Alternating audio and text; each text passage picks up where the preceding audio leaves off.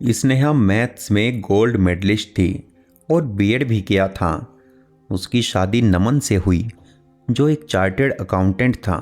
शादी के कुछ ही दिनों बाद परिवार में सास से मनमुटाव शुरू हो गया।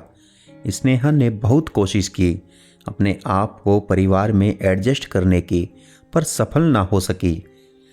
आखिर हार कर नमन ने लोन लेकर एक फ्लैट खरीदा और दोनों शिफ्ट हो गए। स्नेहा घर पर अकेली रहती थी। उसने स्कूल में जॉब ढूंढना शुरू कर दिया और कुछ ही दिनों में उसे एक पब्लिक स्कूल में जॉब भी मिल गई। अब उसकी ज़िंदगी आराम से चल रही थी। शादी को भी 3 महीने हो गए थे। एक दिन उसे पता चला कि वो माँ बनने वाली है। वो बहुत खुश हुई, पर चिंता भी थी कि सब कुछ अकेले कैसे मैनेज होगा।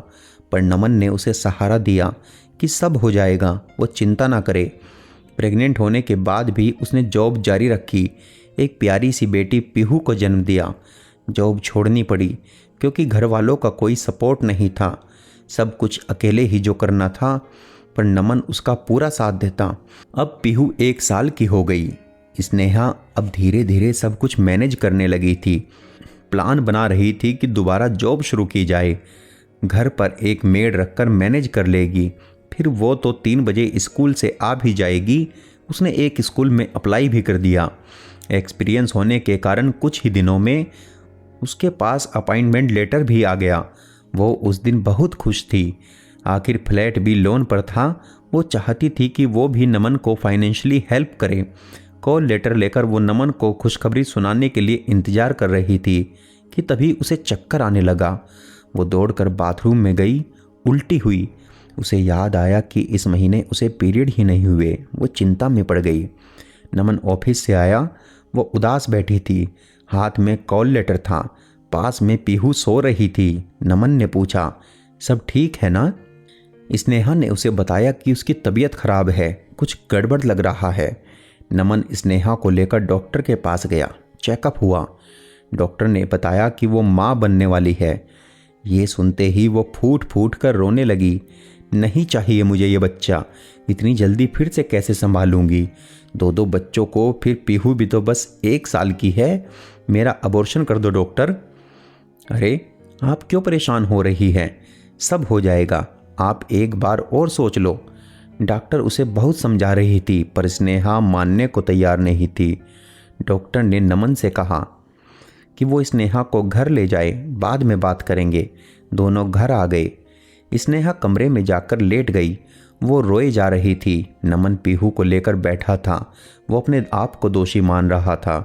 तभी स्नेहा का मोबाइल बजा। हेलो स्नेहा, यार कैसी है? अपनी प्यारी दोस्त को भूल गई? शादी के बाद ना कोई फ़ोन ना खबर। ये स्नेहा की बेस्ट फ्रेंड थी शालू। अरे शालू, तू इतने दिनों बाद बता कैसी है? क्या चल रहा है लाइफ में? कुछ खास नहीं, बस बिजी हूँ अपने 2 प्यारे बच्चों के साथ। तू बता। 2 बच्चे? अरे तेरी शादी को तो बस 1 साल हुआ है, फिर 2 बच्चे? हाँ यार, भगवान की मर्जी, हम क्या कर सकते हैं। मेरे 2 प्यारे प्यारे जुड़वा बच्चे हुए हैं। शुरू में तो मुझे जब पता चला कि मेरे ट्विंस हैं, मैं बहुत रोई। कैसे संभालूंगी 2 बच्चों को अकेले? मेरे सास ससुर भी गांव में रहते हैं और मम्मी भी बीमार रहती है। कैसे होगा? पर मेरे पति ने मुझे बहुत सपोर्ट किया। आज दोनों 1 साल के हो गए हैं। सब कुछ अच्छे से चल रहा है। तू बता, तेरे क्या हाल हैं? स्नेहा ने शालू को बताया कि उसकी बेटी 1 साल की है और वो इतनी जल्दी दोबारा प्रेग्नेंट हो गई। वो ये बच्चा नहीं चाहती, इसलिए सोच रही है अबॉर्शन करा ले। अरे स्नेहा, तू जैसी समझदार लड़की इतनी कमज़ोर कैसे पड़ गई? तुझसे ये उम्मीद नहीं थी।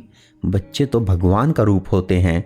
फिर तू कैसे अपने ही दिल के टुकड़े को इस दुनिया में आने से रोक सकती है? जब मुझ जैसी लड़की 2 जुड़वा बच्चों को संभाल सकती है, तो तू क्यों नहीं?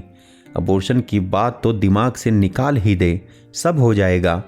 अपनी सहेली की बातें सुनकर स्नेहा को एहसास हो गया कि नासमझी में वो कितना गलत फैसला लेने जा रही थी। अगले दिन उसने डॉक्टर को फ़ोन किया। हेलो स्नेहा, कैसी तबीयत है तुम्हारी? तुमने अपने निर्णय बदलने के बारे में सोचा? डॉक्टर ने कहा। जी डॉक्टर, मैं कल आ रही हूँ आपके पास अपना चेकअप करवाने। मुझे अब अपने दूसरे बच्चे के आने की तैयारी करनी है। शाबाश स्नेहा, तुम्हारे इस निर्णय ने आज एक मासूम को ज़िंदगी दे दी। स्नेहा ने एक प्यारे बेटे को जन्म दिया। आज दोनों बच्चे बड़े हो गए हैं, दोनों एक ही स्कूल में जाते हैं। स्नेहा ने भी उसी स्कूल में जॉब कर ली है। आज स्नेहा जब अपने बेटे को देखती है तो उसे अपनी सहेली शालू पर गर्व होता है कि उसकी वजह से आज उसका परिवार संपूर्ण है। दोस्तों, बच्चे ईश्वर की अनमोल देन है। अगर किसी कारणवश आप ना चाहते हुए भी माँ बन गई हैं तो बच्चे को इस दुनिया में आने दीजिए। मासूम जिंदगी की गुनाहगार न बनिए। ईश्वर हर माँ को असीम शक्ति देता है। उसके पालन पोषण से मत घबराइए, क्योंकि हर बच्चा अपनी किस्मत लेकर आता है। इस कहानी के बारे में आपके क्या विचार हैं, हमें कमेंट करके ज़रूर बताएं। और कहानी आपको पसंद आई हो तो कहानी को लाइक व शेयर करना ना भूलें। धन्यवाद।